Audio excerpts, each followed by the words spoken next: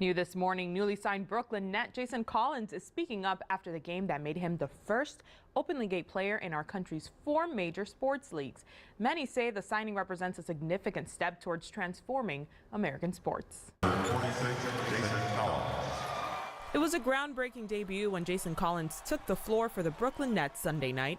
It was his first appearance with the team after signing a 10-day contract this weekend. But more importantly, it was the first time the NBA veteran has entered the game as an openly gay athlete. Before the game, Collins thanked his supporters.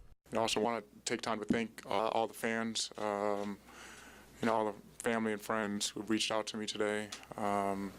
Cell phone went crazy. Collins revealed he was gay in Sports Illustrated article he wrote toward the end of last season.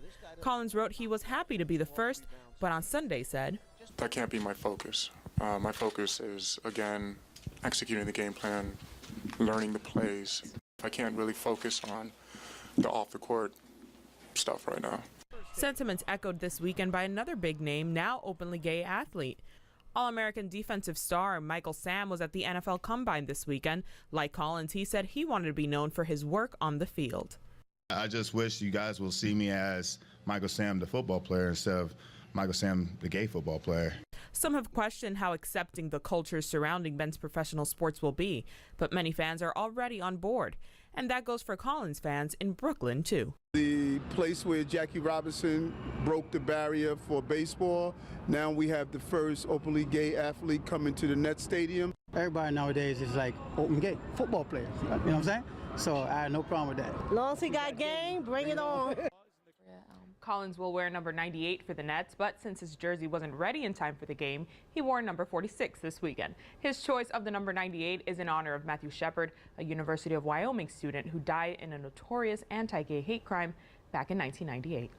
The Canes knew they couldn't take Boston College lightly yesterday afternoon. BC had just knocked off Syracuse, the #1 team in the country. No such problems for the U first half. Eric Swoop going to the basket, going to take that basket and a foul. Canes are up by 7. To the second half we go. Swoop with a steal. He's going to take it coast to coast for the two-handed dunk. That's coming up. You're going to see it in a second. Yep. Booyah! There it is. Really pulling away in this one. The Canes on the break again. Rion Brown is going to finish with a nifty move to the hoop.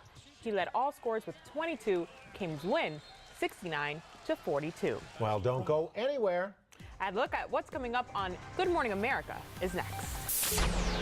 Grab your 3D glasses and get ready for an epic gladiator story starring Game of Thrones hunk Kit Harington. I caught up with the cast of Pompeii as they break down this historic flick. People of Pompeii, let the games begin! Set in 79 AD, Pompeii tells the epic story of Milo, played by Kit Harington, a slave-turned-invincible gladiator who finds himself in a race against time to save his true love and his own life. Fellow British actor Adewale plays Atticus, an African gladiator who needs one more victory in the Roman arena to obtain his freedom. To win that, he must face Milo, who happens to be his cellmate. Awkward. The fascinating thing about the story is the idea of being locked in a cell with the man who you're going to have to try and kill. And how do you deal with that? Against the looming catastrophe of the erupting Mount Vesuvius, they evolved from enemies to comrades to heroes. Perhaps the biggest selling point for fans of Game of Thrones stars Kit Harington are the frequent eruptions of sword and sandal fighting and a sculpted mountain of rock-hard abs, which they tell me requires no visual effects, but a lot of training. 4 weeks prior to the principal photography, we went to what we call gladiator boot camp. That's a real thing? I mean, for us, it was a very real thing. It felt like a real thing. I mean, they were very serious about it. Pompeii is rated PG-13 and hits theaters Friday, February 21st. In the video report, I'm MJ Acosta, Local 10 News. The Dolphins coach is in Indianapolis looking for future stars at the NFL Scouting Combine, but instead of looking forward, he answered questions about the last tumultuous several months. I have to do a better job. I'm going to look at every way, the way we educate, the way we communicate. Head coach Joe Philbin promising change one day after the Dolphins fired offensive line coach Jim Turner and trainer Kevin O'Neill.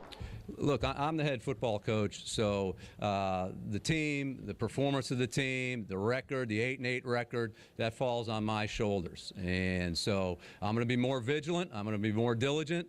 I'm going to be more visible, and I'm going to have a better pulse. The firings were the first punitive steps taken by the team since the report of Ted Wells' investigation of the Richie Incognito and Jonathan Martin case was released last week.